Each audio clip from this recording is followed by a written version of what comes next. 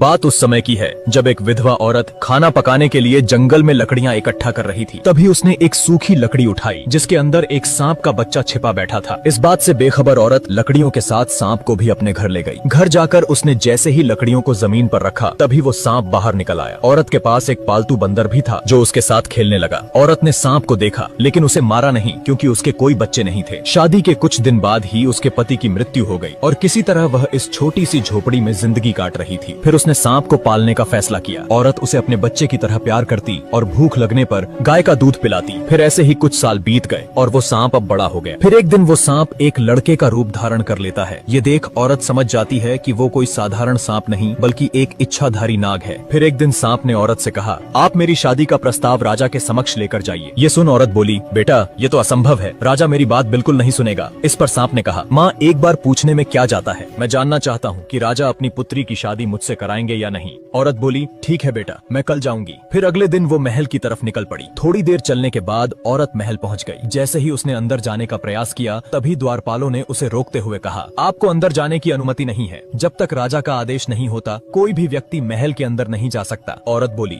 बेटा राजा से बहुत जरूरी बात करनी है, कृपया करके मुझे जाने दें। उसके बार बार आग्रह करने पर द्वारपालों ने उसे महल के अंदर जाने दिया। औरत राजा के पास गई और कहा, मैं अपने बेटे के लिए आपकी पुत्री का हाथ मांगने आई हूँ और मैं ये भी पहले ही सुनिश्चित कर देती हूँ कि मेरा बेटा एक सांप है महाराज। ये सुनते ही राजा क्रोधित हो उठा। फिर सैनिकों ने औरत को घसीटते हुए ले जाकर महल से बाहर फेंक दिया। फिर वह दर्द के मारे कराहने लगी क्योंकि उसका एक हाथ टूट गया था। अब वो खुद को संभालते हुए किसी तरह घर लौटी और सांप बेटे को महल में हुई घटना के बारे में बताया। फिर उसने कहा, माँ तुम अपने हाथ की चिंता मत करो। तभी उसने मणि प्रकट की और बोला, मेरी माँ का हाथ अभी ठीक हो जाए। इतना कहते ही औरत का टूटा हुआ हाथ बिल्कुल पहले जैसा ठीक हो गया। सांप ने अगले दिन भी औरत को महल भेजा। इस बार भी राजा के सिपाही उसे महल से बाहर फेंक देते हैं। वो फिर एक बार जलील होकर और शरीर पर चोट लिए वापस घर लौट जाती है। इस बार भी सांप बेटे ने उसे ठीक कर दिया और एक बार फिर से औरत को महल जाकर राजा से शादी की बात करने के लिए कहा। वो घबरा गई और बोली, बेटे मैं बार बार जलील होने नहीं जा सकती और साथ ही मार पड़ती है सो अलग। माँ बस ये आखिरी बार आप चले जाइए, इसके बाद मैं दोबारा नहीं बोलूंगा जाने को। औरत फिर से एक बार राजा से कहती है, महाराज यहाँ आना मेरी मजबूरी है, बस आखिरी बार मैं आपसे पूछ रही हूँ, क्या राजकुमारी की शादी मेरे सांप बेटे से कराएंगे? फिर राजा ने कुछ देर विचार किया और मुस्कुराते हुए बोला, अगर राजकुमारी को ले जाना है तो अपने बेटे से कह देना, आज से ठीक 2 दिन बाद तुम्हारी झोपड़ी की जगह वहाँ एक विशाल महल होना चाहिए जो हमारे महल से साफ नजर आए और उस महल के सामने 1000 हाथी और 400 घोड़े हमारे स्वागत के लिए खड़े होने चाहिए। राजा की बात सुन वो हैरान रह गई। इस बार सैनिकों ने उसे इज्जत से जाने दिया। इस बात की खुशी औरत के चेहरे पर साफ दिख रही थी। घर जाकर उसने बेटे से कहा, महल और हाथी घोड़े की बात कर रहा था राजा। माँ बस इतनी सी इच्छा है राजा की, ये तो बहुत आसान है, तुम चिंता मत करो, कल सुबह ही इंतजाम हो जाएगा।